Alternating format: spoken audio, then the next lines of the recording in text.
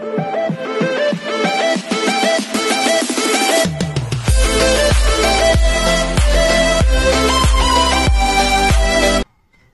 this is Kijibo Vlogs, a Filipino actor based here in Saudi Arabia, and welcome back to my channel. Agad-agad kuha natin reaction video, ang Barda compilation, pero may mga analysis na naman dito for today's video. Ito yung mga gusto natin, yung mga analysis in Emily. Wala na, no? Flop na yung Siargao nila. Doon pa din tayo, doon pa dito sa mga asal tayo, flop talaga yung Siargao nila. Hindi talaga kinagat ng mga masa, mami. Hindi nila na-reach ang casual viewers.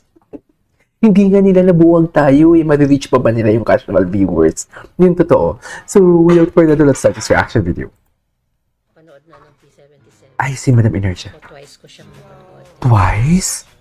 Really Review. movie will win awards not only for the film and cinematography, probably direction, but also maybe a best actress for Barbie. Really?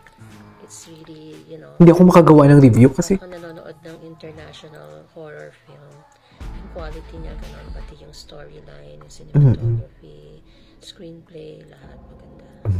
So I hope you do watch it.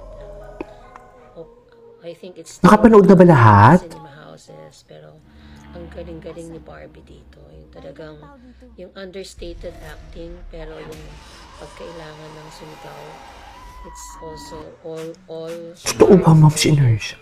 Parang ang ganda nga. I think she will win an award for this one.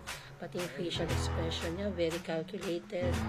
And Totoo ba? the cinematography, direction, and screenplay are all on the spot. On point. So I'm really looking forward to Contrabida Academy actually. Feeling ko talaga ang ganda din ng Contrabida Academy, sa totoo lang. Trailers, Totoo lang. And looks very interesting. Ang galing ng mga dialogues at saka yung acting niya. She can show Kasama pa niya si Miss Uge, drama to comedy and revenge. Ang galing. Ay.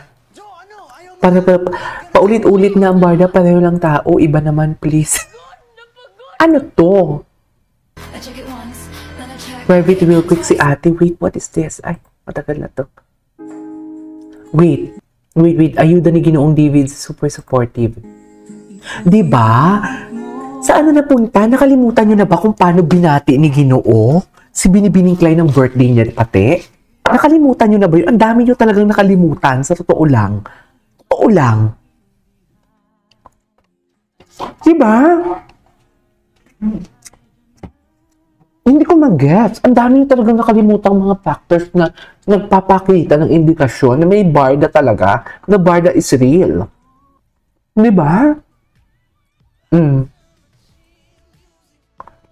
Reddit. Ayun ko ng mga screenshot. Ay! Hindi na, Hindi ka sa akin. Wait. Ang landi ng boses na ni girl na. Wait lang. Totoo.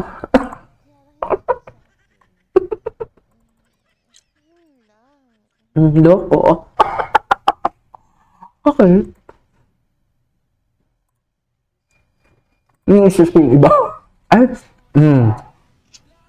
Nakalimutan na ba natin to, ha?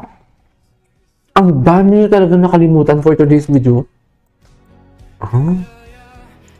Gwapo ni Ginoo, no? Gwapo talaga ni Ginoo.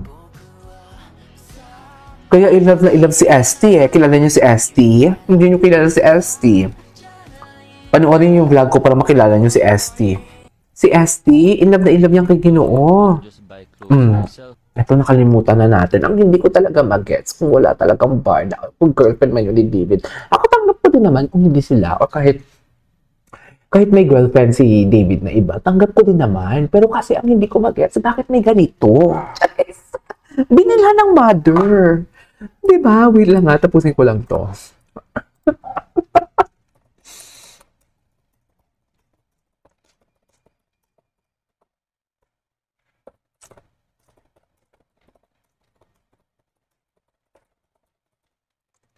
Di ba? I mean, di ba tayo dear, tanggap din naman natin, di ba? Acceptance is the king, di ba? Pero ang mga indikasyon kasi, Ang problema kasi, pinipilit nila na ipinipilit na kahit hindi naman natin gusto, I mean, hindi naman totoo, gusto talaga nila ipilit sa atin. Nag-feed talaga sila ng mga delusional, negative delusional thoughts for today's video. Alam mo, okay lang din naman maging dilulu kung masaya sana. Pero hindi Di ba, alikabok ka na lang talaga, di sana talaga pinahid ka na lang sa tissue, sayang ka.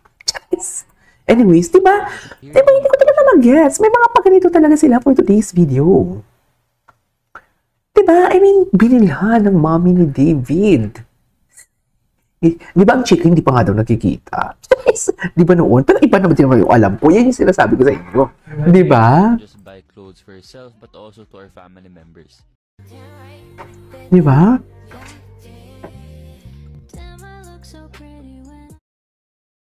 Tumahimik yung buhay ko. Nagkaroon ng peace. Nagkaroon ako ng sense of security. Finally.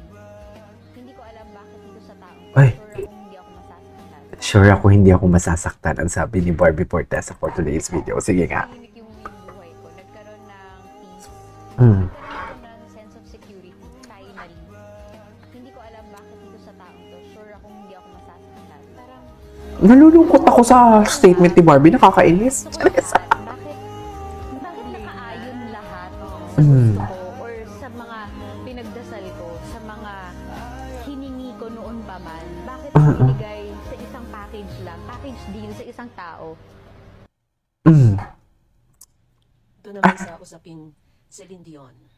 Ano si Celine Dion? Actually, yung post ko ng defamation, that's for Celine Dion. Kaso parang may nag-react at kinontent siya. Bakit kaya? Ay! Hindi naman para sa kanya yun. But anyways, Okay. matter of Celine Dion. Ako, simple lang ang take ko dyan. Taray ng bedsheet talaga ni Madam Inertia. Parang Canadian talaga yan One controversial blogger plus one controversial Viva Max star who wants to be famous, who wants to do cloud chasing. Ay. Kasama, Ayan. gustong kumita pareho. Pero, it's all about money, mami. So, nagpasabog. At ang pasabog nila, sinadyang double-bladed, meaning dalawa ang target. Kasi kung isa lang ang tinarget niya dyan, at nabuko siya, libel yan. Makakasuhan sila dyan. Kung ang tinarget nila isa lang, isang tao lang, tapos nabuko sila, or, malaman na, fake pala, makakasuhan kasi sila kung isa lang ang tinarget nila So, dahil, umiiwas sila na matarget talaga sila or malibel sila, dalawa ang kanilang tinarget para hindi halata. At kung Exactly, yan yung sinasabi ko. Yan yung sinasabi ko talaga. Hitting two birds in one stone, tapos lilituhin tayo. hindi siya ang tinutukoy ko, yung isa. Or, hindi siya ang tinutukoy ko, Siya yung isa. Yes! Sila talaga yan, na dalawa Yes! Madam Inertia, panas talaga tayo ng iniisip. Matalino talaga tayo. Pero, ang ganda ng bedsheet mo. Baka naman. sa Maginoo, di ba? Kasi ang Maginoo, title ng isa. Yung pambansa, title ng isa. Pero pinagsama niya. Bakit hindi na lang niya pinuntilya na PG, di ba? Di ba? Bakit hindi na lang niya, bakit niya paniligaw sa Maginoo? Tapos, sinabi niya, hindi daw pwede I-disclose. yung station. So, bakit niya sinabing GMA? GMA. Talagang hindi pwede. Nagpapapilit-pilit nga siya, mami. Nagpapapilit-pilit siya. Banggit ka. Actually, wala yun si girl. Hindi wala yun So, yung first is, Hindi yun umubra. minix yung pambansa at saka Maginoo na title ng two different artists or celebrities. Tapos yung pangalawa, bakit niya sinabi na hindi pwedeng banggitin ang station, pero binanggit pa rin niya ang GMA. True. So, yun magtataka ka na dun. So, this vlogger and this guest, this girl, is trying to confuse people. Nililito talaga nila na dalawa, ang target talaga nila dalawa. Tapos, nung lumabas na yung mga pangalan, sabi kasi ni vlogger, i-post nyo dyan sa comment section ang pangalan. Sinong naiisip? Ay. Ang content nila, tumutukoy sa dalawang tao talaga. Hindi talaga nila target isa lang. Dalawang tao talaga ang kanilang tina-target. Sabi kasi ni vlogger, i-comment nyo sa comment section. Ay, nanghikayat pa pala. Hindi ko kasi tinapos. Siyempre, sinabi mo, pambansa Ang top of mind ng tao is Totoo. Very chismosa. Very chismosa ako dito. si Manok natin, di ba? Si Manok natin, oo. Pero meron ako nakita doon sa mga comment, may iba rin. Tingin nila, yung isa, di ba? Kasi, yung dalawang boys na ito, itong dalawang artistang to, pareho silang may condominium sa Makati, sa Rockwell. Di ba? Ay, sorry. Yan. Actually, medyo hindi sa BGC. Yung katulad na sinabi ng una. Ay, hindi naman pala Basta katulad. i-search na pareho. Ay, may IG story si Ginoo ngayon nagparamdam Sa same, Anong IG story ni same Ginoo? condominium in Makati. Diba? Tapos, kasi pero talagang another point na nililito niya ang mga tao, sabi niya 20 plus. Hindi po 20 plus itong dalawang guys na to. They are both 30 plus. The other just turned 30 last April and the other just turned 31 last June. So in Ayan. other words, nililito na naman tayo doon sa age. Ayan na naman. In terms of matinee. Kasi nga, para nga pag kinasuhan ng libel, ano siya, hugas kamay. Ganun yun, mami. Parehong may love team. Parehong sikat. Parehong gumagawa ng action, di ba? Pero mas current yung action nung isa, tapos yung isa papadating pa lang, tapos yung isa 2 years ago pa yung kanyang action, di ba po? So talagang itong vlogger at yung sexy star ay plano yan, nag-usap po ano ang content. Talagang sadyang dalawa ang kanilang tina-target. Para kung may kasuhan na mangyayari, wala. Wala, ligtas sila. Vlogger, hindi po itong isa ang tinutukoy. So, anong ibig sabihin nun? Ang ibig sabihin nun, kaching! Kaching na siya. Para kung may kasuhan, ligtas sila, mami. Sa Pero totoo hindi siya lang. nakakaching dun sa isa. Diba? Sobrang Hindi halata. niya siguro magkaching dun sa isa. So, ang kalakaran po ng ganyan, ng mga ganyang vlogger na tumitira, kumakaching-kaching lang po yan. Yun po ang Wala yan. Wala yan, kaya hindi ako apektado eh. Dear, Hindi daw yung isa. sabi ko sa inyo, Yan, nakakaching na siya. nakakaching. Hintay niya siguro magkaching dito sa isa. Yun naman ay point of view ko lang.